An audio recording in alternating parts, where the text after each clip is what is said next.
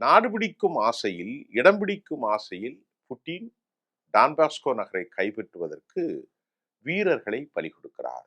இந்த குற்றச்சாட்டு எழுந்திருக்கிறது.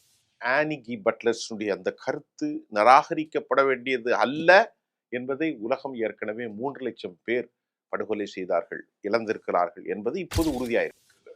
இந்த 40 மாத போரில் ரஷ்யா 5,00,000 வீரர்களை இழந்திருக்கிறது, அல்லது ரஷ்ய வீரர்கள் உக்ரைனியர்களால் படுகொலை செய்யப்பட்டிருக்கிறார்கள். புட்டினுடைய பெரிய ஆசை டான்பாஸ் நகரை எப்படியாவது பிடித்து விட வேண்டும் என்ற ஒரு ஆசை. தடுப்பு யுகம் வச்சிருக்கிற டான்பாஸ்கோ நகர்ல தற்கொலை ட்ரோன்கள், ஆளில்லா விமானங்கள் மூலம் உடனடியாக கொத்து கொத்தாக கொல்லப்பட்டதாக அவர்கள் முன்னேறுவதை இவர்கள் சேட்டலைட் பிக்சர்ல இருந்து பக்கத்துல கொடுப்பாங்க. இன்னும் உக்ரைன் போர் கண்ணு கட்டிய வரை சமாதானம் தெரியவில்லை. அமெரிக்கா பேசிக்கொண்டே ஆயுதங்களை கொடுக்கிறார்கள். அமெரிக்கா 30,00,000 கோடி கடனை கேட்டார்கள். ஜேடி வான்ஸ் முன்னிலே கடந்த ஒரு வருஷத்துக்கு முன்பு நடந்தது.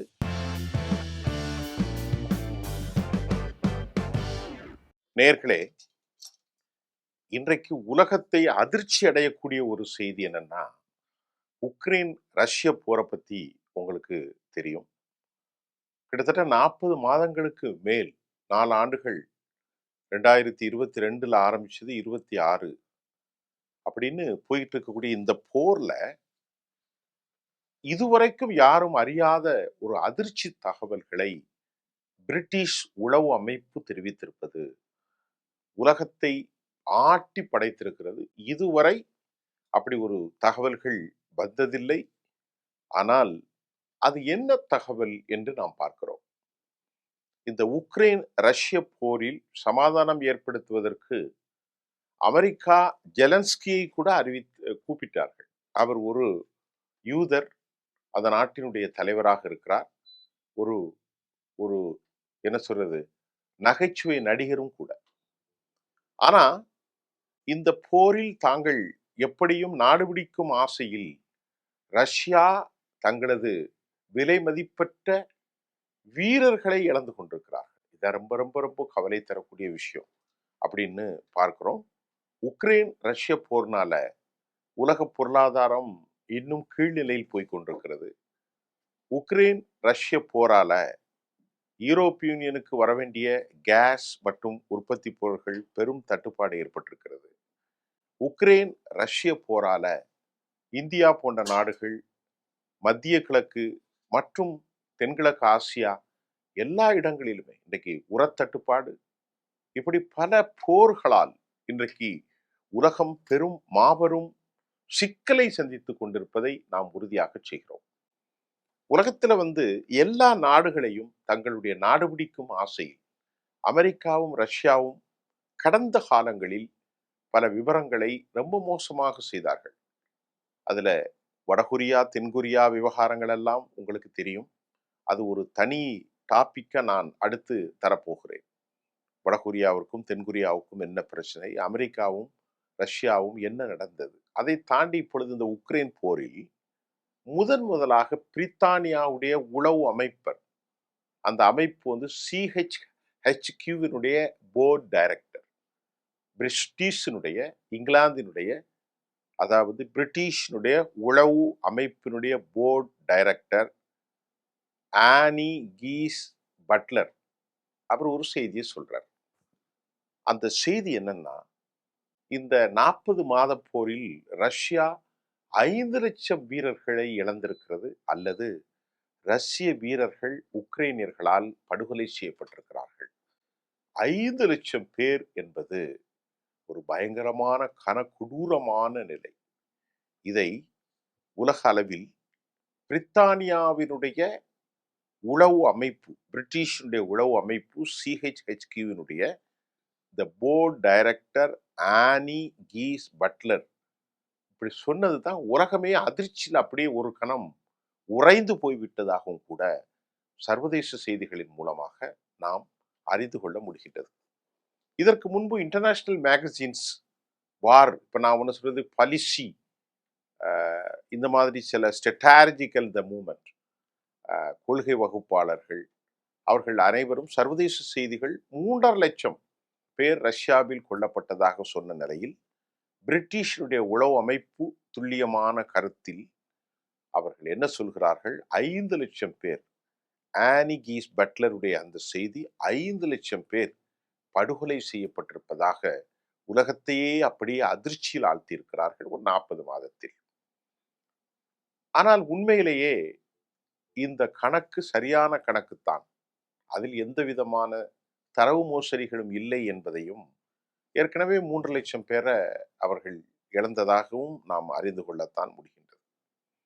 இந்த அளவிற்கு உயிர் பலி கொடுப்பதற்கான காரணம் என்ன? இது ரொம்ப முக்கியமா நான் பார்க்கணும். புட்டின் என்கின்ற ஒரு தனி மனிதனுக்கு இவ்வளவு போர் வீரம், வீரியம், தன் நாட்டினுடைய பெரும்பாலான இளைஞர்கள் இதிலே இழப்பதற்கு, இராணுவத்தின் வாயிலாக அழிந்து போவதற்கு வரை ரஷ்யாவுக்கு ஒட்டுமொத்தமாக கிடைக்கும் லாபம் என்ன? பலவிதமான உலகத்தில் அஜர்பைஜான், ஆர்மேனியா, செச்சன்யா, நம்ம பல ஜெனோசைட் கேட்டுக்கிறோம். காசாவில் நடந்த ஜெனோசைட். இன்னைக்கு லெபனானில் லித்துவேனியா ஆற்றில் பல பேரை கொலை செய்து கொண்டிருக்கிறார் யூத ராணுவம். அதற்கு ஒப்பாக சமாதானம் பேசுவதற்கு ரஷ்யா ஈரானையும், அமெரிக்காவையும், சீனாவையும் பயன்படுத்தும் இந்த காலகட்டத்தில் 5,00,000 பேர் படுகொலை செய்யப்பட்டது அவ்வளவு சாதாரணமாக இல்லை. சிஜிஹெச்கியூனுடைய டைரக்டர் ஆனி கி பட்லர்ஸுடைய அந்த கருத்து நிராகரிக்கப்பட வேண்டியது அல்ல என்பதை உலகம் ஏற்கனவே 3,00,000 பேர் படுகொலை செய்தார்கள், இழந்திருக்கிறார்கள் என்பது இப்போது உறுதியாயிருக்கிறது. இந்த நிலைக்கு என்ன காரணம்? அதாவது இது நாடு பிடிக்கும் ஆசைதானா? அதையும் நாம பார்க்க போகிறோம். பார்த்துத்தான் ஆக வேண்டும். ஏன்னா ஒரு ஒரு சர்வாதிகாரியாக புட்டின் செயல்படுகிறாரா என்பதும் நமக்கு தெரிந்தாக வேண்டும். அது தெரிந்தால்தான் இந்த உயிர்களை பற்றி கவலைப்படாமல் இன்னும் பல லட்சக்கணக்கான உயிர்களை இழப்பதற்கும் அவர் தயாராக மன வலிமை பெற்றிருக்க வேண்டும். இந்த நிலையில் அடுத்த செய்தி நமக்கு வந்திருக்கிறது. புட்டினுடைய பெரிய ஆசை டான்பாஸ் நகரை எப்படியாவது பிடித்து விட வேண்டும் என்ற ஒரு ஆசை. அப்படி என்றால் அதற்கு தடுப்பு வியூகங்களை அடைத்து வைத்திருக்கிறார்கள் உக்ரைனியர்கள். தங்கள் நாட்டினுடைய டான்பாஸ் நகரத்தை, அந்த பகுதியை ஆக்கிரமித்து விடக்கூடாது என்பதற்காக தடுப்பு வியூகத்தை அவர்கள் வைத்திருக்கிறார்கள். இந்த தடுப்பு வியூகத்திற்கு அவர்களுக்கு ஏராளமான ட்ரோன்கள், தொழில்நுட்ப கருவிகளை அமெரிக்கர்கள் கொடுக்கிறார்கள். யூரோப் யூனியனிலிருந்து, பிரான்சிலிருந்து, இத்தாலியிலிருந்து, ஜெர்மனியிலிருந்து உள்நாட்டு தயாரிப்பு அமெரிக்கர்கள், இப்படி எல்லாவற்றையும் அவர்கள் பெற்றுக்கொள்கிறார்கள்.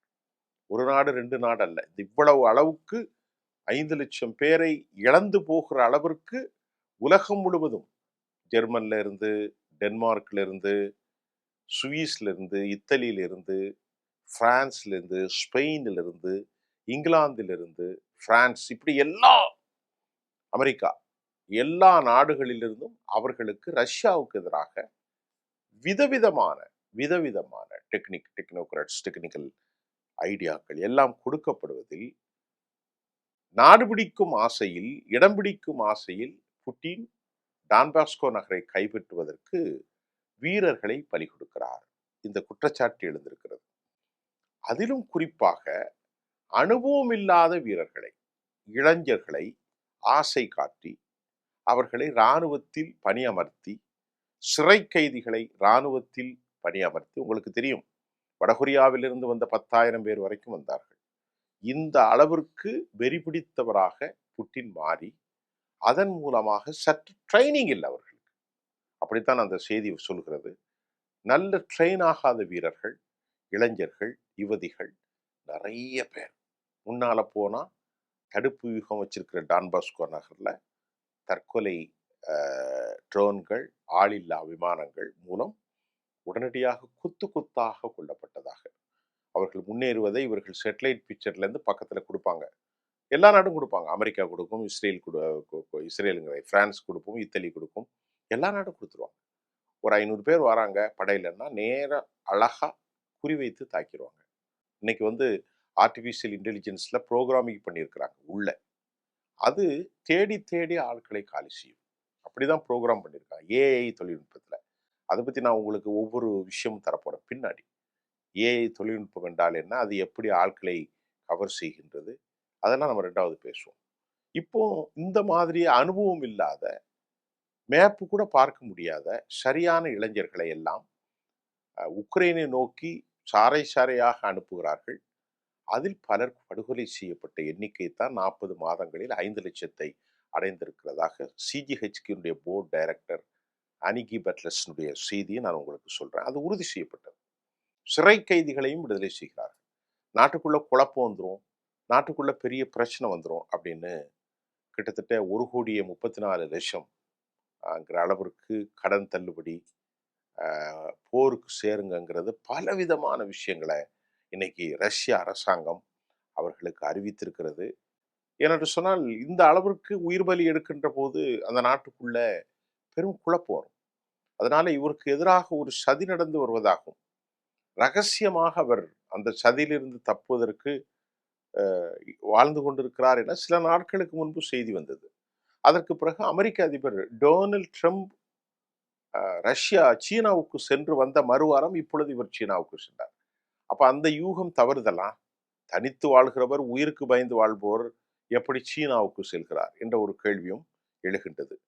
இந்த டான்பஸ்கோ நகரை பிடிப்பதற்குத்தான் இந்த பயங்கரமான திட்டத்தில் சிறை கைதிகள், அனுபவம் இல்லாதவர்கள், இளைஞர்களுடைய உயிரிழப்புகள் படுபயங்கரமாக இருப்பதாகவும் தற்போது செய்திகள் நமக்கு தொடர்கிறது. அதனால ஃபைனலா மாஸ்கோவில், செயின்ட் பீட்டர்ஸ்பர்க் போன்ற நகரங்கள்ல, மாஸ்கோ மட்டுமில்ல, செயின்ட் பீட்டர்ஸ்பர்க்ல பெரிய ரெவல்யூஷன், ரிவோல்ட் வெடிச்சிடக்கூடாதுங்கிறதுக்காக 1,34,00,000 வரை, 1,00,00,000 அந்த நாட்டினுடைய 34,00,000 பில்லியன் ட்ரில்லியன் வரைக்கும் அவர்களுக்காக பல சலுகைகளை வழங்கி, இளைஞர்களுக்கு பல முன்னுதாரணம் வழங்கி, கட்டாயமாக இராணுவத்தில் அவர்கள் சேர்த்துக் கொண்டிருக்கிறார்கள். ரொம்ப ஆபத்து. அநேகமாக புட்டினுடைய இந்த போக்கு ரிவோல்ட் ஆர்வனால் மீண்டும் அங்கே ஒரு புதிய ஆட்சி வருவதற்கு வாய்ப்பு இருக்கிறது. சர்வாதிகாரிகளாக மாறிவிடுவது கூடாது. இப்பொழுது எப்படி பெஞ்சமின் நெத்தன்யாகு சிக்கிப்பட்டு கொண்டிருக்கிறாரோ, டொனால்ட் ட்ரம்ப் எப்படி சிக்கப்பட்டு கொண்டிருக்கிறாரோ, அதே ஒரு லெவல்ல தான் இப்ப இங்கேயும் சிக்கல் வரப்போகிறது. அப்ப அதனால இந்த 5,00,000 உலகத்தை ஆட்டி படைக்கிறது என்பது மிக முக்கியமான செய்தி. இன்னும் உக்ரைன் போர் கண்ணு கெட்டிய வரை சமாதானம் தெரியவில்லை. அமெரிக்கா பேசிக்கொண்டே ஆயுதங்களை கொடுக்கிறார்கள். அமெரிக்கா 30,00,000 கோடி கடனை கேட்டார்கள். ஜேடி வான்ஸ் முன்னிலை கடந்த ஒரு வருஷத்துக்கு முன்பு நடந்தது. கடந்த ஜனவரி, பிப்ரவரி மாதங்களில் 25ல. இப்போ உங்களுக்கு தெரிஞ்சிருக்கும். இப்பொழுது ஜெலன்ஸ்கி சில நேரங்களில் அமைதியாக இருக்கிறார், பரஸ்பரம் தாக்கிக் கொண்டிருக்கிறார்கள். நிரந்தரமான இந்த போர் நிறுத்தத்திற்கான ஒப்பந்தம் என்ன? ரஷ்யா உலகத்தில் பஞ்சாயத்து பண்ணி அவனே போரில் ஈடுபடுகிறார்கள். இன்றைக்கு இஸ்ரேல், பலஸ்தீன், லெபனான், கஸ்ஸா, அதே மாதிரி ஏமன், ஈரான், ஹெர்மூஸ், இப்படி உலகமே அமைதி எடுத்து பொருளாதாரம் படுகேவலமாக போய் கொண்டிருக்கிறது. ரொம்ப கவலைக்குரிய செய்தியோடு நான் உங்களிடத்தில் விடைபெறுகிறேன். அடுத்த செய்தியில உங்களை சந்திப்பேன். நன்றி.